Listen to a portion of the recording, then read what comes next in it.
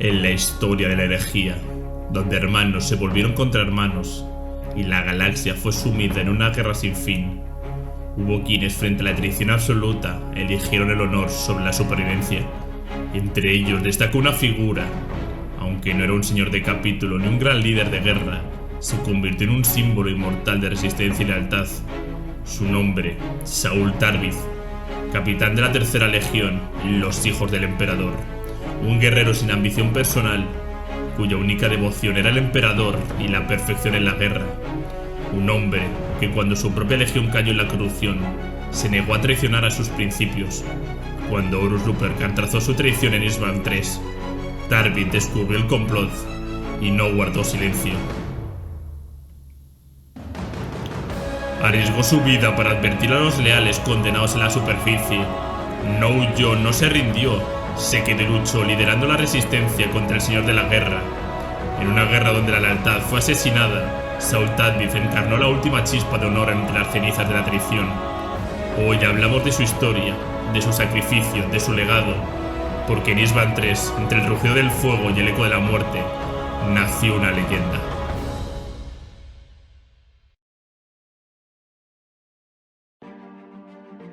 Muy buenas, amantes del emperador, vasallos del rey silente y devotos de los poderes ruinosos. Os habla Warhammer Historia. Recordaros darle like y suscribiros, y que si estáis en YouTube ya os podéis hacer miembros del canal por tan solo 99 céntimos. Y hoy vamos a seguir con esta retaila de vídeos que quiero hacer hablando sobre los personajes de los Hijos del Emperador. La semana pasada hablamos de Lucius, hoy vamos a hablar del bueno de Saul Tarvith. Vamos a hablar qué fue de este señor, aunque algunos ya lo sabréis, ya que pasa en los primeros libros de la saga de la herejía de Horus. Pero vamos a hablar un poquito de él, vamos a hablar de su historia, vamos a hablar de, obviamente, de Isban III, vamos a hablar de cómo luchó, de lo leal que era el bueno de Saul. Estaba pensando, no sé si queréis que haga otro nuevo vídeo sobre Fulgrim, ahora que ya ha salido la miniatura, volver a hablar de toda la historia de Fulgrim bien narrada, no en dos partes como la tengo en el canal, sino una parte entera que a lo mejor dure 2 horas. No lo sé, si os gustaría pues ponedme en los comentarios. Y bueno, señores, sin más dilación, os dejo con el vídeo.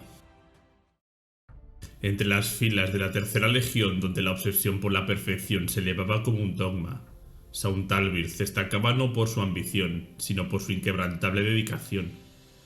Era un capitán de la compañía de los Hijos del Emperador, respetado por los que le seguían y respaldado por incontables victorias en la Gran Cruzada. A diferencia de muchos de sus hermanos, Tarvith no ansiaba ascender, no codiciaba la gloria personal ni buscaba elevarse por encima de sus compañeros. Para él, la verdadera perfección no residía en el estatus, sino en la pureza del propósito. Su deber era la guerra, su destino el campo de batalla. Esto lo ponía en contraste con su amigo y rival Lucius, capitán de la 13ª compañía. Donde Lucius veía la guerra como un medio para alcanzar la grandeza, Tarvith lo veía como un juramento sagrado, un arte donde la disciplina y la lealtad era la medida del guerrero. En su muerte, la búsqueda de la perfección no debía degenerar en la arrogancia, sino en el compromiso con el ideal de la legión. Sin embargo, el destino de la Tercera Legión ya había sido escrito en las estrellas, y Tarvith estaba a punto de enfrentar la prueba definitiva de su convicción. Poco después de la victoria de los Hijos del Emperador sobre los Laer, el Lord Comandante Eidolon, un hombre cegado por la arrogancia, desvió su curso con la Primera Compañía para reforzar a los Ángeles Sangrientos en un planeta mortal. Ur-Sarach, más tarde conocido simplemente como Muerte. La flota expedicionaria, liderada por el capitán Kitas From de los Ángeles Sangrientos, había caído presa de su propia arrogancia. Incapaces de interpretar las advertencias alienígenas dejadas por el Interex, ordenaron el desembarco planetario sin saber que estaban despertando una pesadilla biológica. Los megarácnidos no eran meros depredadores, eran una tormenta viviente de muerte y destrucción. Cada uno de estos horrores aracnoideos eran un prodigio de la evolución asesina. Garras que podían perforar ceramita, reflejos sobrehumanos y una ferocidad imposible de contener. Los Ángeles Sangrientos fueron masacrados. Sus transmisiones finales eran poco más que susurros ahogados por la muerte. La última voz en resonar en los canales de comunicación fue la de From, jadeando su última sentencia: este mundo es muerte. Cuando Eidolon y los hijos del emperador llegaron en su auxilio, cometieron el mismo error fatal. Fueron dispersados en el descenso por tormentas atmosféricas de una violencia sin precedentes. Entre ellos, Saúl Tarbiz dirigió su destacamento hacia un hallazgo espantoso, una estructura rocosa que se alzaba como un árbol muerto, de cuyas ramas colgaban los cuerpos destrozados de los ángeles sangrientos, devorados vivos por versiones voladoras de los megarácnidos. Con furia y precisión, Tarbiz y sus guerreros destruyeron la estructura y en un instante el cielo sobre ella comenzó a despejarse. Había descubierto la clave de la supervivencia. Los megarácnidos no solo eran una especie mortal, sino que también controlaban el clima de muerte a través de sus torres vivientes. Al caer una de ellas, el dominio de los senos se debilitaba, pero el enemigo no estaba dispuesto a perder el terreno sin luchar. Desde los abismos del planeta, hordas de megarácnidos emergieron en oleadas imparables, listas para arrasar a los últimos hijos del emperador que quedaban en pie. Fue entonces cuando la 16ª legión descendió de los cielos como una tormenta de muerte. Desde la órbita, el señor de la guerra, Horus Lupercal, había observado el debacle en muerte y decidió que la campaña no podía terminar en derrota. 10 compañías de lobos lunares descendieron con el rugido de torretas pesadas. Junto a ellos, los soldados del ejército imperial marcharon con una ofensiva imparable, arrasando hectáreas de la pesadilla orgánica que cubría el planeta. Cada árbol derribado erosionaba la atmósfera hostil de muerte, abriendo paso a más refuerzos. En este fragor, Saúl encontró un alma afín en el capitán Tarik Torkaton de la segunda compañía de los lobos lunares. Ambos compartían la misma perspectiva sobre la guerra. El honor estaba en la lucha, no en la vanidad. Juntos combatieron hasta que el cielo se desgarró con la llegada de un ángel vengador. Sanguinius, el primarca de los ángeles sangrientos, descendió sobre muerte con 5 de sus compañías, decidido a recuperar los cuerpos de sus hijos caídos. A su lado, Horus lideró personalmente el último asalto, y durante 6 meses la batalla rugió sin tregua, con cada día acercando a los megarácnidos a la extinción total. Pero justo cuando la victoria parecía asegurada, otra flota llegó al sistema. Desde la negrura del vacío, los Ínteres, una cultura humana avanzada, aparecieron para exigir explicaciones. Los megarácnidos habían sido su reserva de guerra, una especie contenida en muerte, y la llegada del Imperio había liberado su carnicería. Horus, viendo en el Ínteres una posible alianza invaluable, ordenó el fin inmediato de la campaña. El destino de muerte estaba sellado, y con ello el legado de aquellos que lucharon en la superficie. Para Saúl, la guerra en muerte no solo fue una campaña, sino una revelación. Se vio a sí mismo más cercano a los lobos lunares que a muchos de sus propios hermanos de legión. La obsesión por la perfección de los hijos del emperador se había convertido en algo más que un ideal. Se había transformado en arrogancia y orgullo desmedido. Él no lo sabía en ese momento, pero ya había comenzado a caminar un sendero diferente. Uno que lo llevaría a una traición aún más grande que cualquier enemigo senos. La reconquista de Isvan III fue una trampa, un engaño tejido por la astucia del señor de la guerra. El primarca favorito, el general más grande de la Gran Cruzada, se había convertido en traidor. Y ahora, con una galaxia aún ciega en su traición, tenía la oportunidad perfecta para purgar a aquellos que todavía eran leales. Isvan III sería el altar de su primer sacrificio. Desde las sombras, Horus convocó a sus aliados sin despertar sospecha. 4 legiones astartes completas fueron desplegadas. Los hijos de Horus, los hijos del emperador, los devoradores de mundos y la guardia de la muerte.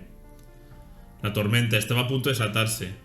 Una flota de guerra inmensa se reunió al borde del sistema y con brutal eficiencia arrasó los puestos avanzados de hispanianos, silenciando cualquier resistencia antes de que el gran golpe final fuera ejecutado. Pero en medio de los ejércitos de traidores, entre aquellos que pronto se rebelarían como verdugos de sus propios hermanos, había un hombre que no abandonaría su honor. Su nombre era Saúl Tarbiz. Desde los albores de la campaña, del capitán de los hijos del emperador notó que algo estaba mal. La pureza de su legión se había transformado en un culto insidioso a la perfección, donde la lealtad al emperador era menos importante que la ansia de gloria personal. Eidolon, el Lord Comandante de la primera compañía, era el epítome de esta degeneración, arrogante, despiadado, sediento de poder. Cuando Eidolon renunció a liderar la punta de lanza del asalto de Isvan III, Tarvis supo que algo no encajaba. ¿Cómo podía un guerrero tan obsesionado con la fama ceder el honor del primer asalto? Las sombras de la traición se cerraban sobre la legión. Por instinto, Tarvis tomó una decisión insólita. Cedió su puesto de combate al Dreadnought Rylanor y permaneció a bordo del Andronicus, la nave de Eidolon. Y desde allí lo vio todo. Desde la cubierta descubrió el horror que estaba a punto de desatarse. Los marines que habían descendido a la superficie de Isvan III eran corderos llevados al matadero. La flota de Horus no planeaba apoyarlos, no planeaba rescatarlos, planeaba simplemente exterminarlos. Un bombardeo orbital de bombas víricas aniquilaría a todos los leales en la superficie. Tarvis no dudó. Tomó una cañonera Thunderhawk, se abrió paso a través de las naves traidoras y descendió a la superficie del mundo condenado. Debía advertir a los leales. Mientras la cañonera de Tarvis atravesaba la atmósfera, el capitán Nazariel Garro de la Guardia de la Muerte comandaba la fragata Eisenstein. Recibió un mensaje desesperado. Horus ha traicionado al emperador. La flota está a punto de masacrar a nuestros hermanos en la superficie. Detén este crimen por todo lo sagrado. Garro quedó sumido en la confusión. ¿Podía ser verdad? ¿Podía Horus, el señor de la guerra, traicionar todo aquello por lo que habían luchado el imperio? Entonces llegó otra orden. La flota traidora exigía que la Eisenstein destruyera la Thunderhawk. Pero Garro conocía a Tarvis. Habían luchado juntos en Pre-Aexor. Habían grabado en sus avambrazos el símbolo de su hermandad. Y si había un solo hombre cuyo honor era incuestionable, ese hombre era Tarvis. Garro decidió actuar. Ordenó a su tripulación desviar el disparo, destruyendo a los interceptores que perseguían a la Thunderhawk, permitiendo que su hermano de honor se desvaneciera en la tormenta.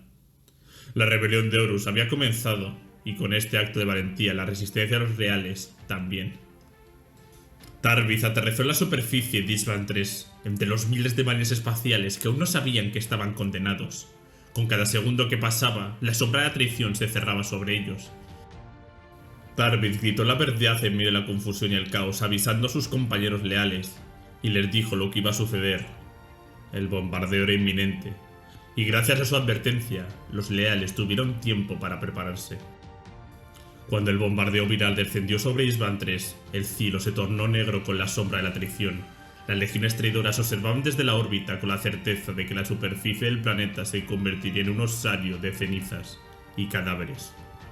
Pero cuando las llamas se apagaron y la tormenta de fuego dio paso a un mundo devastado, el señor de la guerra descubrió que su masacre no había sido completa. Los leales aún respiraban. Ninguna legión sufrió tanto en el bombardeo como los devoradores de mundos. La feroz legión de guerreros, conocido por su temeraria sed de batalla, habían quedado más expuestas que ninguna otra cuando las nubes mortales descendieron sobre la ciudad. Algunos lograron alcanzar los búnkeres y sobrevivieron. Otros murieron en la agonía del veneno, con la carne disolviéndose dentro de sus armaduras, incapaces de detener el avance de la muerte. Incluso aquellos que lograron cerrar los sellos de sus armaduras, pronto fueron devorados por la tormenta de fuego que arrasó la atmósfera misma. El virus de Horus no diferenciaba entre lealtad y traición. Y así, incontables devoradores de mundos leales murieron sin llegar a blandir su espada una última vez. Pero cuando la tempestad del fuego finalmente cedió, los sensores de la flota en órbita no registraron un planeta muerto, sino una resistencia inesperada. 2/3 de los astartes de la primera oleada aún vivían. Tarvis había logrado advertir a los leales. Los supervivientes se habían refugiado en búnkeres, catacumbas y en muros reforzados del palacio del gobernador. Entonces las comunicaciones volvieron a la vida. Mensajes frenéticos pedían explicaciones. Desafíos y maldiciones resonaron en los canales de la flota traidora. Los astartes leales aullaban de furia al descubrir que sus propios primarcas los habían condenado a la muerte. Nunca antes en la historia de las legiones astartes se había visto un acto de traición tan atroz. Pero los leales no iban a morir sin luchar. La rabia de Horus fue inmensa. La purga debía ser absoluta. Sin testigos ni supervivientes, la batalla que había estado esperando evitar tendría que ser liberada después de todo. Y antes de que pudiera ordenar la siguiente, Angron ya se había lanzado al combate. El primarca de los devoradores de mundos, la encarnación viviente de la furia, no necesitó órdenes. La visión de los supervivientes en la superficie fue suficiente para desatar su ira. Sin planificación, sin estrategia, solo la sed de masacre. 50 compañías de devoradores de mundos traidores descendieron al campo de batalla, convirtiendo la ciudad en un matadero. Los devoradores de mundo leales resistieron con todo su poder, luchando bajo el liderazgo del capitán Erlen. Conocían bien a sus enemigos, pues hasta hacía pocas horas habían llamado hermanos a aquellos que ahora los cazaban. El enfrentamiento entre ellos fue una furia descontrolada, una guerra de odio y desesperación. Pero Angron era un monstruo nacido para la matanza, y con él marchaban sus guerreros más sanguinarios. Erlen y sus leales fueron masacrados sin piedad. Tarvid, presente en la batalla, apenas logró escapar con vida. Los devoradores traidores avanzaban como una horda imparable, empujando a los leales hacia los últimos bastiones de la resistencia. Horus estaba furioso. Angron había retrasado sus planes, pero en la furia de la batalla el señor de la guerra vio una oportunidad. Si los leales querían guerra, él se las daría. El Lord Comandante Eidolon, ansioso por redimirse a los ojos de Horus, lideró a los ojos del emperador en un asalto directo contra el palacio del gobernador. Marcharon en formación perfecta, confiados en su superioridad, listos para arrasar a los leales. Pero fueron recibidos con fuego y acero. Los leales no eran una fuerza quebrada, sino un ejército determinado a vender cara su vida. El primer asalto de Eidolon fue un fracaso absoluto. La arrogancia de los hijos del emperador había sido su perdición. Sus formaciones rígidas fueron destrozadas por el fuego enemigo. Sus columnas blindadas quedaron varadas entre las ruinas. Sus intentos de asedio se convirtieron en una pesadilla de emboscadas y contraataques. Mientras tanto, los destacamentos traidores de la Guardia de la Muerte y los hijos de Horus intentaron avanzar a través de las ruinas de la ciudad coral, buscando aniquilar a los leales dispersos. Pero en cada esquina los aguardaban trampas, misiles y fuego letal. Lo que debía ser una masacre se convirtió en una guerra de desgaste. Lo que debía ser una purga se convirtió en una batalla brutal y sin fin. En el corazón de la resistencia, Saul Tarvid luchaba con la determinación de un mártir. Cada ataque que Eidolon hacía contra el palacio del gobernador era rechazado. Cada embestida de los traidores encontró una muralla de fuego y muerte. Cada golpe de los hijos del emperador traidores fue devuelto con el doble de furia. Pero los leales nunca luchaban solos. Con ellos estaba Reylanor el anciano, el Dreadnought venerado, un titán de los días en los que la tercera legión aún recordaba su honor. Para los leales era más que un guerrero, era un símbolo de lo que habían perdido y de lo que no estaban dispuestos a entregar. Cuando los traidores creyeron haberlo destruido, se alzó de nuevo. Cuando la batalla parecía perdida, su rugido mecánico devolvió la esperanza. Mientras los hijos del emperador caídos marchaban contra su propia legión, Reylanor fue la roca que jamás quebró. Pero la guerra en Isbantrens no podía ganarse. Los leales estaban rodeados y los traidores tenían números y potencia de fuego superiores. El fin era inevitable, pero para Saul Tarvid y los héroes de Isbantres, la victoria no era sobrevivir. La victoria era resistir. La victoria era desafiar a Horus hasta el último aliento. En cada ruina, en cada calle devastada del rincón de la ciudad coral, los leales hicieron pagar a los traidores con cada vida que tomaron. Cuando las tormentas sobre la ciudad finalmente amainaron, el peso total de la guerra traidora descendió sobre Isbantres con una ferocidad sin igual. Legiones frescas de traidores descendieron de la órbita con tanques, municiones y fuego suficiente para arrasar lo que quedaba. Los bastiones leales, ya cercados y agotados, fueron asediados por oleadas implacables de enemigos. El primer golpe cayó sobre los últimos enclaves de la Guardia de la Muerte leal, cuando Mortarion mismo ordenó un ataque total. Escuadrones enteros de marines leales fueron aniquilados en cuestiones de horas. Cada hermano caído era una pérdida irreparable. Cada posición perdida acercaba la inevitable aniquilación. Los números habían decidido el destino de la batalla, y las matemáticas de la matanza estaban ahora del lado de Horus. Y lo peor de todo fue que en la desesperación de la batalla, el veneno de la traición seguía germinando entre los leales. Lucius, el capitán de los hijos del emperador, había combatido junto a Saul Tarvid desde el primer día de la resistencia. Habían luchado y habían matado y habían resistido. Pero en su interior la envidia y el resentimiento crecían. Tarvid había sido el héroe de la resistencia, el líder natural, el símbolo de la gloria que él mismo ansiaba. Así que Lucius tomó una decisión. Tomó su espada y mató a sus propios hermanos. En una noche de sangre y traición, Lucius masacró a los leales en que custodiaban las líneas de defensa. 30 astartes murieron a sus manos, el enemigo encontró una brecha y el asalto final comenzó. Lucius descendió entre las ruinas para enfrentarse a Saúl. Quería demostrar su supremacía, quería aplastar al héroe de Isban III, quería probar una última vez que era mejor. Las espadas chocaron, los guerreros combatieron. El honor de los hijos del emperador fue puesto a prueba en la arena de la traición. Y Tarvid venció. Pero Lucius no era un guerrero de honor y no aceptó la derrota. Huyó a los brazos de los traidores, entregó a Tarvid y a sus hermanos a la muerte. Se convirtió en el reflejo más puro de lo que su legión había llegado a ser. Saúl Tarvid y los leales combatieron hasta el final. No se retiraron y no hubo rendición, hubo solo un juramento de lucha hasta el último aliento. Cuando los muros colapsaron, los astartes se lanzaron al combate y el polvo oscureció el cielo y el rugido de sus voltes iluminó la noche. Las sombras se cerrieron sobre ellos, enfrentando su destino con las armas en la mano, y cuando finalmente cayeron lo hicieron como héroes. La leyenda del capitán Saúl Tarvid se alzó como una de las más trágicas y heroicas de la herejía, un guerrero que desafió la traición de su propia legión y un comandante que lideró la resistencia imposible en Isban III, un símbolo de honor en una guerra de sombras y mentiras. Pero su destino sigue siendo un misterio. Murió con sus hermanos leales en el palacio del gobernador combatiendo hasta el último aliento, o fue consumido en la tempestad del fuego cuando Horus ordenó la aniquilación final de la ciudad coral. O quizás desapareció en la profundidad de Isban III, su historia oculta bajo las ruinas y las cenizas.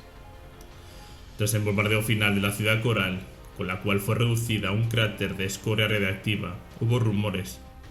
Algunos informes afirmaban haber visto a Raylanor el anciano, el Dreadnought, de los hijos del emperador descender a los túneles subterráneos antes de la destrucción total. Se decía que Tarvid le había hablado de algo que el Dreadnought estaba guardando en las profundidades del planeta. Una estructura oculta, quizás un hangar, quizás un refugio perdido en la era de la Gran Cruzada. Si existió, ¿por qué Bartus Pral, el corrupto gobernador isbaniano, nunca lo usó para escapar antes de la invasión? ¿Era un secreto demasiado bien guardado o era un lugar sellado con un propósito aún más oscuro? Nadie lo sabe. Lo único cierto es que ni Raylanor ni Saúl Tarvid volvieron a ser vistos jamás. Si sobrevivieron a la caída de la ciudad coral, si encontraron refugio en algún lugar oculto en Isban III, nunca se sabrá. Lo que sí es seguro es que el destino de Tarvid no importó tanto como su legado. Fue el primero en desafiar a Horus, fue el hombre que salvó a miles de leales, fue el capitán que convirtió una ejecución en una rebelión. Y aunque su cuerpo puede estar enterrado bajo las ruinas de Isban III, su nombre nunca fue olvidado. Y con esto terminamos el vídeo sobre Saúl, un vídeo cortito, que como ya dije vamos a seguir hablando de futuros de personajes de los hijos del emperador ahora que acaban de salir. Y nada, espero que hayáis disfrutado, que hayáis vuelto a meteros en Isban III, en esa masacre de Horus, y que lo hayáis disfrutado, que aunque todas no las sabemos, seguimos disfrutándolas igual que cuando lo leímos por primera vez. Así que nada chicos, sin más dilación, nos vemos en próximos vídeos.